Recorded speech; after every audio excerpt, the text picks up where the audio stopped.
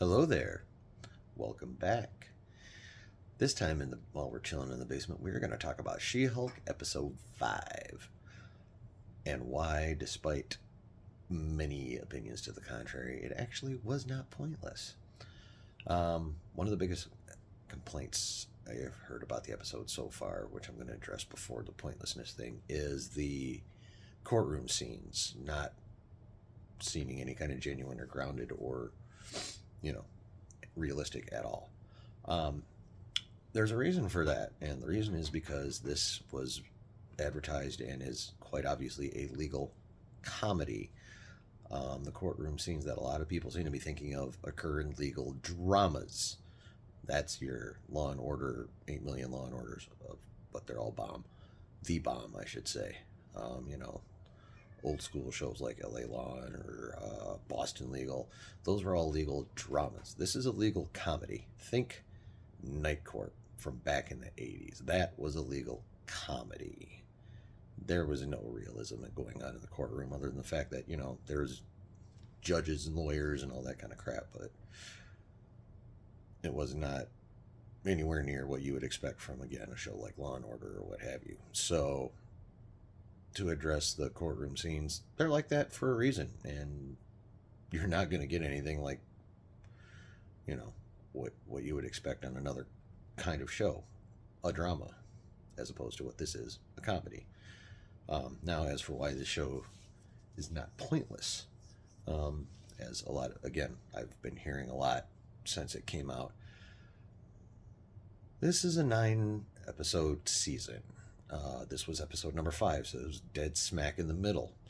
Now, mind you, this is an ancient-ass trope, but, it's the usual progression you have in a show like this. First 4 episodes are, okay, this happened to the main character, this is how the main character is starting to deal with it, and just start to accept the situation. Well, guess what? Episode 5 is where the acceptance finally happens. That's what that whole trial and getting the suits from the dude was all about.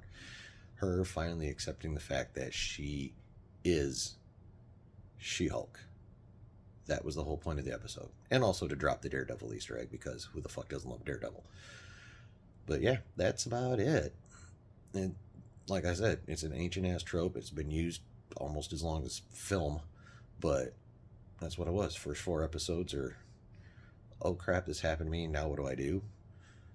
And then this episode is the final acceptance, and now the last 4 should actually, I would imagine, and frankly do kind of hope, to be perfectly honest, that the pace picks up and we start getting some really good action and some answers to some questions, i.e., the Wrecking Crew, who hired them, who's after her blood. When is the Wrecking Crew going to actually start to look like the comic book version of the Wrecking Crew instead of a bunch of punk-ass 22-year-olds who stole kick-ass tools? So, there's a couple theories about who could be behind them. I've heard people bring up the leader. I know it's an outside fucking chance, but I honestly think it could be Doom. He's historically interested in the super soldier serum. Obviously, people who worked with General Ross and all them are interested. Various government and nefarious agencies are after that. But, so that's wide open, and I really want that question answered. But yeah, so again, just remember, it's a law comedy or legal comedy, not a legal drama. And while it was a broad point, and they could have done it a lot probably differently and probably even better, but just considering the fact that this was the episode 5 where out of 9, so it's the midpoint where most characters who've had stuff happen to them accept their new situation and then start to kick ass, especially ones like this. So yeah, that was the whole point of it. Full acceptance, and now the fun should begin, as they say. So, those are my thoughts on She-Hulk episode 5 and some of the reactions to it and my reactions to those reactions. And, again, we talk about whatever, and we always have fun when you're chilling in the basement.